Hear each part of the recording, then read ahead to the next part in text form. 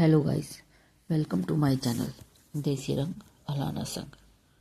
तो गाइस, आज की हॉरर स्टोरी श्रृंखला में आज की कहानी गुल्लर की चुड़ैल और वह खौफनाक रात।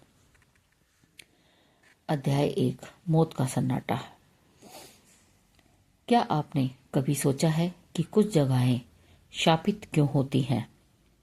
उत्तर प्रदेश के संदूर इलाके में बसा रतनपुर कोई साधारण गांव नहीं था। यहाँ के लोग सूरज ढलने के बाद अपनी चौखट नहीं लांघते थे। गांव के ठीक बीचों बीच खड़ी थी राय साहब की हवेली। सफेद चूने की दीवारों पर अब काली पड़ चुकी थी, जैसे वक्त ने उस पर अपना खूनी हाथ फेर दिया हो। हवेली के आंगन में खड़ा था एक विशाल डरावना गुल्लर का पेड़। गांव के बुजुर्ग का कहना था कि गुल्लर के फूल कभी इंसानी आंखों से नहीं दिखाई देते, क्योंकि जो उन्हें देख लेता है वह सीधा यमराज के दरबार में हाजिर होता है। लोग कहते हैं कि उस पेड़ की जड़ों में उन औरतों की रूहें दफन हैं जिन्होंने उस हवेली में अपनी जान दी थी। अध्याय 2, शहर का खून और गांव की दहशत। अभिमान अक्सर इंसान को मौत के करीब ले जाता है। रघु, जो शहर से वकालत की पढ़ाई करके लौटा था, इन बातों को बकवास समझता था। वह आधुनिक सोच का लड़का था। एक शाम गांव की चौपाल पर उसने चुनौती दे दी, अगर आज रात मैं उस हवेली के गुल्लर के पेड़ के नीचे सोकर दिखा दूं, तो आप सब ये अंधविश्वास छोड़ देंगे? प्रधान जी का हाथ कांप गया। उन्होंने फुसफुसाते हुए कहा, बेटा, मौत को दावत मत दो। उस पेड़ पर उसका पहरा है। लेकिन रघु नहीं माना। रात के ठीक 11 बजे हाथ में एक टॉर्च और कलेजे में हिम्मत लेकर वह हवेली की ओर चल दिया।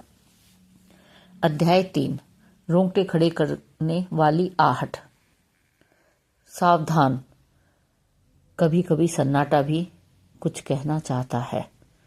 जैसे ही रघु ने हवेली के जंग लगे लोहे के गेट को धक्का दिया, एक चीखती हुई आवाज सुनी।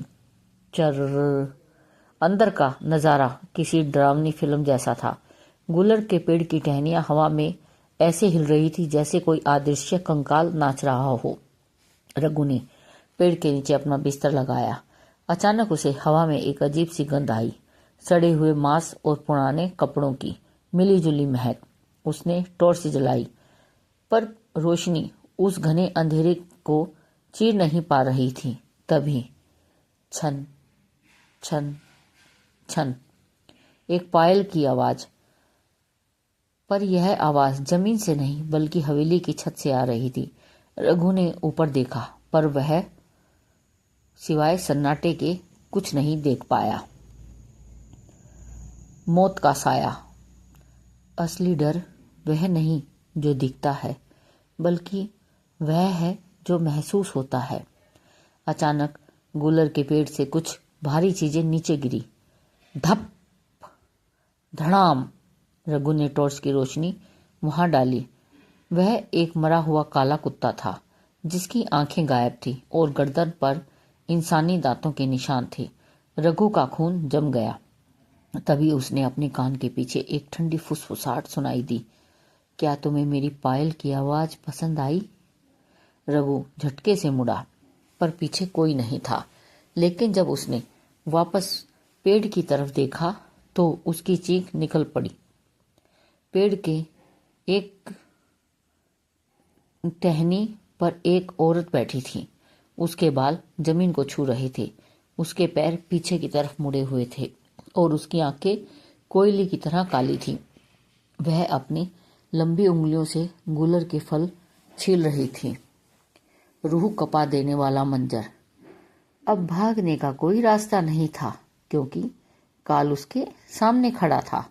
वह औरत अचानक पेड़ से नीचे कूदी और उसके गिरने की कोई आवाज नहीं हुई।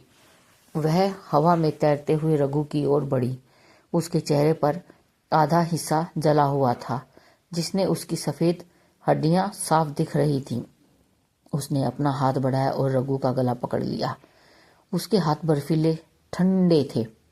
वह कर्कश आवाज में बोली, आज रात गुलर का फूल खिलेगा और उसे सींचने के लिए मुझे तुम्हारा गर्म खून चाहिए। रघु ने भागने की कोशिश की, पर उसके पैर जैसे जमीन में धंस गए थे। अचानक गुलर के पेड़ की जड़ों के बीच में छोटे छोटे सफेद हाथ बाहर निकले। वे उन बच्चों की रूहें थीं जिन्होंने इस हवेली में मार दिया गया था। वे सब रघु के पैरों को पकड़कर उसे जमीन के अंदर खींचने लगी। भोर का खौफनाक सच। सुबह तो हुई, पर जो मिला वह रूह कपा देने वाला था। अगली सुबह जब गांव वाले हवेली पहुंचे तो उन्होंने जो देखा उसे देखकर उनकी रूह कांप गई। रघु वहां नहीं था। गुलर के पेड़ के तने पर एक नया नाम खुदा हुआ था, रघु। और उस पेड़ के नीचे रघु की टॉर्च पड़ी थी, जिस पर खून के ताजा निशान थे। गांव वालों ने देखा कि गुलर के पेड़ पर एक अजीब सा लाल फूल खिला है, जो पहले कभी नहीं देखा गया था। लोग कहते हैं कि आज भी अमावस्या की रात को उस हवेली में रघु के रोने की आवाज़ें आती हैं, जो राहगीरों को पुकारता है, बच के रहना ओ आने वालों। तो गाइस, क्या आपके गांव में भी ऐसी कोई पुरानी हवेली है? कमेंट में ज़रूर बताएं और सावधान रहें, क्योंकि साए कभी पीछा नहीं छोड़ते। तो गाइस, आपको मेरी ये कहानी कैसी लगी?